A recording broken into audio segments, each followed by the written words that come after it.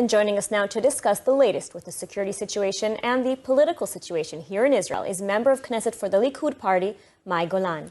Thank you for joining us today. Thank you for having me. So first of all, I want to address the security situation in Israel. I mean, it seems as though almost every day we're hearing of another attempted terrorist attack against Israelis. What does the government need to do to put an end to this? I think it's an excellent question because whenever someone from the opposition comes and talk about the security situation that is happening now, people think he only say that because he's in the opposition. It's not true. We are having a very, very crucial, dangerous time now in Israel. And it is only because of one reason. There is no restriction towards the terrorism. And when they know that the actual Prime Minister of Israel is not Naftali Bennett, but is Mansour Abbas, when they know that he can take anything that he wants and ask for anything that he wishes, and he basically holds Naftali Bennett by the throat, demanding him whatever he wants, or else there's no government, then terrorism can rise up. It rises its ugly head up. And it's a very dangerous time because no matter what, really, and you know, it's not even right-wing or left, you know, politically wise. It's really a matter of security. And when Defense Force of Israel know that they're tying their hands behind their backs, because when 400, I call them terrorists, 400 terrorists, Arab terrorists on the Temple Mount throw Molotov cocktails and stones and bottles and rocks and everything that you can think of. And at nighttime, Mansour Abbas goes into Naftali Bennett's office and demands him to release them all with no investigation, no house arrest, no nothing. It says everything. So what would the Likud do differently? I mean, last year we ended up in a conflict with Gaza. This week marks 1 year to Operation Guardian of the Walls. I mean, so what would the Likud do differently? Okay, so first of all, no one claims that we were perfect. You know, Israel is a country that's surrounded by enemies who wishes to destroy her, and nothing was ever perfect. But, and it's a huge but, we never let anyone, definitely not the Muslim Brotherhood, to decide for us what is right and what is wrong. And yes, 2015 we had a bit of stabbing, and it was horrible. But the majority of the last decade, we had security.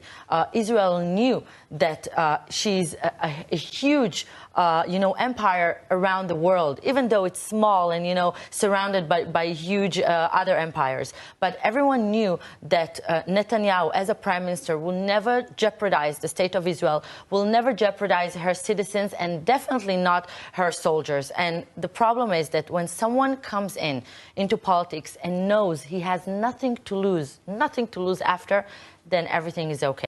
Now, I want to move on and discuss another issue that's also made headlines this week, which is the nation-state law. Right, there are members of the coalition, Gantz, Lieberman, who want to amend this basic law. The Likud is, of course, opposed, and so is Yamina. So is this going to cause another obstacle for the coalition? Will this be the straw that breaks the coalition's back? First of all, I think that the days of this coalition are really numbered. It's only a matter of time. I don't think they will survive long.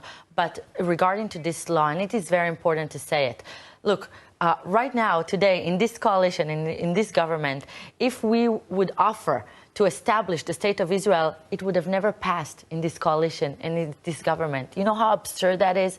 That is the government that we're dealing with. So the only thing that this law says is that the state nation of Israel is, you know, is ours, belongs to the Jewish state. There's nothing to argue about it, no discussion about it. And I want to clarify, there's no a second-class citizen here. The Druze brothers and sisters that we have will always stay our brothers and sisters. And this law says nothing beside to keep the Jewish state ours. That's it.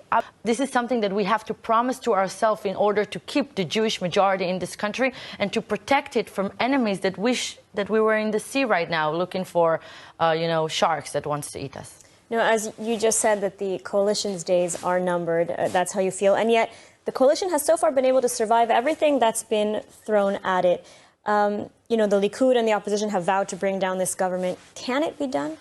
It will be done. I can guarantee it will be done. Look, I want to explain something that the majority of the public outside doesn't know, how it really works inside of this government. When we were in charge, we knew every week what laws are about to be submitted, what is the day is going to look like. They know nothing. Everything is chaos there. And they're having a checkbook and chasing after everyone that looks a little bit bitter. If someone is upset and he wants to break the government, what do you want? We will write a check. This is the way it goes, and it can go on so far. It can prolong so much. But you know what? I'm not mad. The majority of the right-wing camp in Israel are mad because Naftali Bennett and Ayelet Shaked and the rest of them claim to be right-wing. I don't think they're right-wing. They were never right-wing. The problem is different. The problem is that they stole votes from right-wing people that were really believed, that they care about the state of Israel. But I'm telling you, Naftali Bennett, after we will destroy this government, will no longer exist in the Israeli politics. Neither is Ayelet Shaked or Gideon Sa'ar, and I'm not even sure that Ra'am will. But what will be is a real right-wing government that will be full-on and will guarantee to protect the state of Israel. So we've seen in the polls that the Likud under the leadership of Benjamin Netanyahu is growing stronger, but still not enough to form a new government, a new right-wing government. If this government falls, is Israel simply going to go into yet another cycle of endless elections and perhaps even end up with a similar outcome? I'm doing tours all over Israel, from south to the north. I'm meeting people day and night, and I can feel the people outside just wanting to go to vote again. We had a problem last elections. People didn't believe Naftali Bennett will do what he did. No one believed that Naftali Bennett would cheat like that. So I truly believe that this time around, there will be enough right-wing votes to have the majority that we need to finally do everything that the majority of the people in Israel are dreaming about. All right, Mai Golan, thank you so much for taking the time to speak with us today.